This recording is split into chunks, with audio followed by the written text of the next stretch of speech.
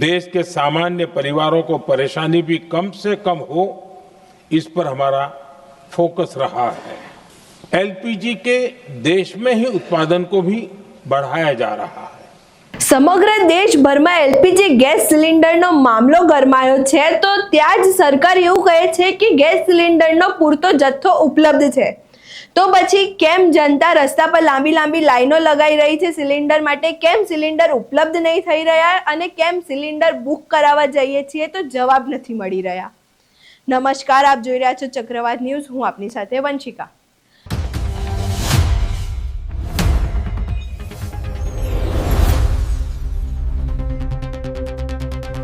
LPG gas સિલિન્ડરની અછતને કારણે ઘણા બધા મોટા ભોજનાલયો બંધ થઈ રહ્યા છે અને ઘણા બધા રામ રસોઈ જેવા ભોજનાલયો બંધ પણ થયા હતા.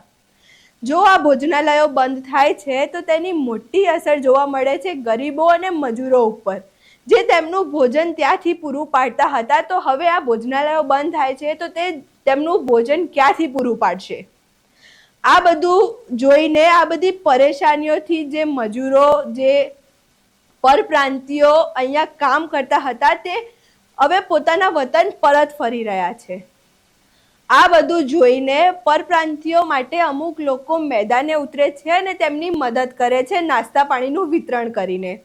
તો ત્યાં ઉપસ્થિત પોલીસ એવું કહે છે કે આ પ્રવૃત્તિ ગેરકાયદેસર છે, તમે આ ખોટું કરી રહ્યા છો. આવું કહીને પોલીસ તેમની અટકાયત કરે છે. અહીં જુઓ તે વિડીયો. परमिशन भी नहीं होता है, ये इसीलिए हम दिखा रहे हैं कि ये भाई आप लोग इधर रहिए, देखो हेलो दूर रहिए, बाइक चल रही है प्लीज, भाई साहब ये दारू की बोतल नहीं है, हां तो बाइक ये दारू की बोतल नहीं है, ये खाने का है, जा रही है उसको जाने तो दो. જેમ તમે જોયું કે પોલીસે આ ગુનો કહીને તેમની અટકાયત કરી છે, તો સવાલ એ છે કે શું ગરીબોને ભોજન આપવું, પરપ્રાંતિયો જે પોતાના વતન પરત ફરી રહ્યા છે તેમને ભોજન આપવું એક ગુનો છે? આ બધું થયા બાદ સરકારની પ્રતિક્રિયા આવે છે અને સરકાર શું કહે છે એ પણ સાંભળો. माननीय अध्यक्ष जी, भारत में बड़ी मात्रा में कच्चा तेल, गैस और फर्टिलाइजर जैसी अनेक जरूरी चीजें हॉर्मुज स्ट्रेट के रास्ते से आती हैं.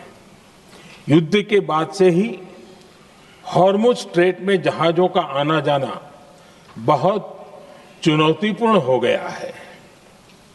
बावजूद इसके हमारी सरकार का ये प्रयास रहा है कि पेट्रोल, डीजल और गैस की सप्लाई बहुत ज्यादा प्रभावित न हो, देश के सामान्य परिवारों को परेशानी भी कम से कम हो, इस पर हमारा फोकस रहा है. हम सभी जानते हैं देश अपनी जरूरत की 60% एलपीजी आयात करता है. इसकी सप्लाई में अनिश्चितता के कारण सरकार ने एलपीजी के डोमेस्टिक उपयोग को प्राथमिकता दी है. साथ ही एलपीजी के देश में ही उत्पादन को भी बढ़ाया जा रहा है.